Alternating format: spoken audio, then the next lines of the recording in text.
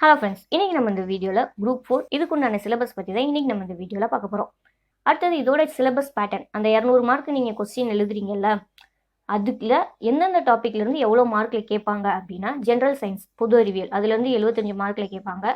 அடுத்ததான் மேக்ஸுங்கும் போது aptitude mental எபிலிட்டின்னு சொல்கிறோம்ல, ஸோ அதுலேருந்து 25 மார்க்குக்கு வரும். அடுத்து வந்து ஜென்ரல் இங்கிலீஷ் இல்லைன்னா தமிழ், நீங்கள் சூஸ் பண்ணிக்கிறது தான். இதை சூஸ் பண்ணுறது வந்து நீங்கள் அப்ளிகேஷன் ஃபார்ம் ஃபில்அப் பண்ணும்போதே நீங்கள் சூஸ் பண்ணிடணும், இங்கிலீஷா தமிழா அப்படின்னு சொல்லிட்டு. ஸோ அதுலேருந்து உங்களுக்கு 100 மார்க்கு கேட்பாங்க. ஸோ இப்படி தான் சிலபஸ் பேட்டர்ன் வந்து இருக்குது. ஓகே, அதில் சிலபஸில் என்னென்ன அப்படின்றத ஒன் பை ஒன்னாக பார்ப்போம். ஸோ சிலபஸ் வந்து நிறையா இருக்கும், ரீட் பண்ணிட்டே போக முடியாது, நம்ம டாபிக் வைஸ் வந்து பார்த்துட்டே வருவோம். இந்த பிடிஎஃபோட லிங்க் வந்து நான் டிஸ்கிரிப்ஷனில் கொடுக்குறேன், நீங்கள் போய் அதையும் கூட பார்த்துக்கோங்க. ஸோ ஃபஸ்ட்டு யூனிட் பொது அறிவியல், அதில் வந்து இயற்பியல். ஸோ அவங்க கொடுத்துருக்க டாபிக் மட்டுமே நீங்கள் படித்தா போதும். அடுத்ததாக வேதியியல், தாவரவியல், விலங்கியல். அடுத்ததாக அழகு 2 நடப்பு நிகழ்வுகள். ஸோ நடப்பு நிகழ்வுகள் நீங்கள் படிக்கும்போது எப்படி படிக்கணும் அப்படின்னா, பழைய டிஎன்பிஎஸ்சி கொஸ்டின் பேப்பர்லாம் இருக்கும்ல, அதெல்லாம் எடுத்து வச்சு நீங்கள் படிக்கலாம். அதே மாதிரி இப்போ டிசம்பரில் எக்ஸாம் வருது அப்படின்னா, நீங்கள் ஜனவரியிலேருந்தே கரண்ட் அஃபேர்ஸ் வந்து படிக்க ஆரம்பிச்சிடணும். ஜனவரியிலேருந்து ஆகஸ்ட் வரைக்கும் நீங்கள் கரண்ட் அஃபேர்ஸ் வந்து தரோவாக படிச்சுக்கோங்க. ஏன்னா அதுக்கப்புறம் வந்து அவங்க எக்ஸாம் கொஸ்டின் பேப்பர் எடுக்கிறது, சென்டர் போடுறது, அலாட் பண்ணுறதுன்னு சொல்லிட்டு பிஸியாக இருப்பாங்க. ஸோ அந்த மந்தில் வந்து உங்களுக்கு கரண்ட் அஃபேர்ஸ் வந்து அவ்வளோவா கேட்குறதுக்கு சான்சஸ் இல்லை. ஸோ ஜனவரியிலேருந்து ஆகஸ்ட் வரைக்கும் தரோவாக கரண்ட் அஃபேர்ஸ் வந்து படித்து முடிச்சிருங்க. ஸோ அந்த கரண்ட் அஃபேர்ஸில் என்னென்ன டாபிக் சொல்லியிருக்காங்க: வரலாறு, அரசியல் அறிவியல், புவியியல், பொருளாதாரம், அறிவியல். ஓகே, அடுத்த யூனிட் வந்து புவியியல், ஜியாகிரஃபியிலேருந்து கேட்குறாங்க.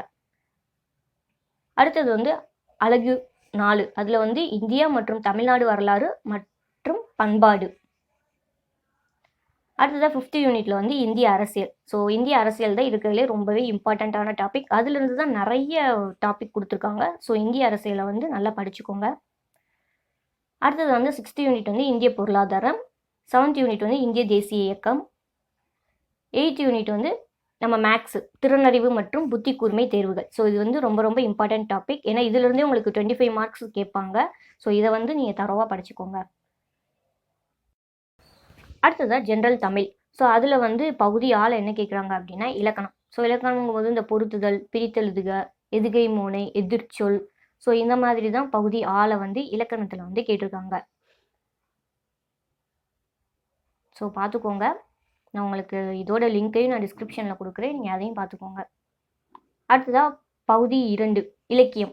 ஸோ இலக்கியங்கும் போது நூல்கள், திருக்குறள், அறநூல்கள், கம்பராமாயணம், புறநானூறு, சிலப்பதிகாரம், பெரிய புராணம், சிற்றிலக்கியங்கள், மனோன்மணியம், நாட்டுப்புற பாட்டு, அப்புறம் சமய முன்னோடிகள் அப்பர், சம்பந்த, சுந்தரர். ஸோ இவங்களோட மேற்கோள்கள், அவங்களோட சிறப்பு பெயர்கள், இதை பற்றி சொல்லியிருக்காங்க. அடுத்ததாக பகுதி 3 அதில் என்ன சொல்லியிருக்காங்க அப்படின்னா தமிழ் அறிஞர்களும் தமிழ் தொண்டும். ஸோ அது ரிலேட்டடாக என்னென்ன கேட்பாங்க அப்படின்னா, பாரதியார், பாரதிதாசன் அவங்களோட சிறப்பு பெயர்கள், அவங்க தொடர்பான செய்திகள், அப்புறம் மரபு கவிதை, புதுக்கவிதை, தமிழில் கடித இலக்கியம், நாடகக்கலை, தமிழில் சிறுகதைகள் தலைப்பு, கலைகள், தமிழின் தொன்மை, உரைநடை, அப்புறம் உவேசி, சாமிநாத ஐயர், மீனாட்சி சுந்தரனார், இலகுவனார், தமிழ் பணி தொடர்பான செய்திகள், தேவனைய பாவானார், ஜியு பெரியார், தமிழகம், உலகளாவிய தமிழர்கள் சிறப்பும் பெருமையும், தமிழ் மொழியில் அறிவிய சிந்தனைகள் தொடர்பான செய்திகள், தமிழ் மகளிரின் சிறப்பு, தமிழர் வணிகம், உணவே மருந்து, அப்புறம் சமய பொதுமை உணர்த்திய தாய்மானவர், ராமலிங்க அடிகளார், கல்யாண சுந்தரனார் தொடர்பான செய்திகள், மேற்கோள்கள். ஓகே, ஸோ தமிழில் வந்து 3 தான்: இலக்கியம், இலக்கணம், தமிழ் அறிஞர்களும் அவங்களோட தொண்டும். அடுத்ததாக ஜென்ரல் இங்கிலீஷு. ஸோ ஜென்ரல் இங்கிலீஷ்னு பார்க்கும்போது ஃபஸ்ட்டு பார்ட் ஏல என்ன கேட்குறாங்க அப்படின்னா கிராமர். ஸோ கிராமருங்கும் போது இந்த phrases, tense, synonyms, antonyms, prefix, suffix, comprehension, filling the blanks, find out the error, இதுதான் கேட்குறாங்க. அடுத்து வந்து பார்ட் பின்னு பார்க்கும்போது லிட்ரேச்சர். ஸோ லிட்ரேச்சரில் வந்து என்ன வரும்: போயம்ஸு, போயட்ரி, பயோகிராஃபி, அப்புறம் ஒரு ஆத்தர் கொடுத்துட்டு அவங்க ரிலேட்டடாக கொஸ்டின்ஸ் கேட்குறது, ஷேக்ஸ்பியர்ஸ் அவங்களோட பயோகிராஃபி,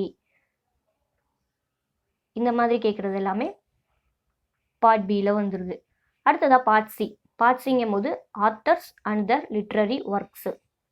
ஸோ அப்படிங்கும்போது match the poems with the poets, which nationality the story belongs to, identify the author, autobiography, biography, அப்புறம் which nationality the poet, characters, quotes, important lines,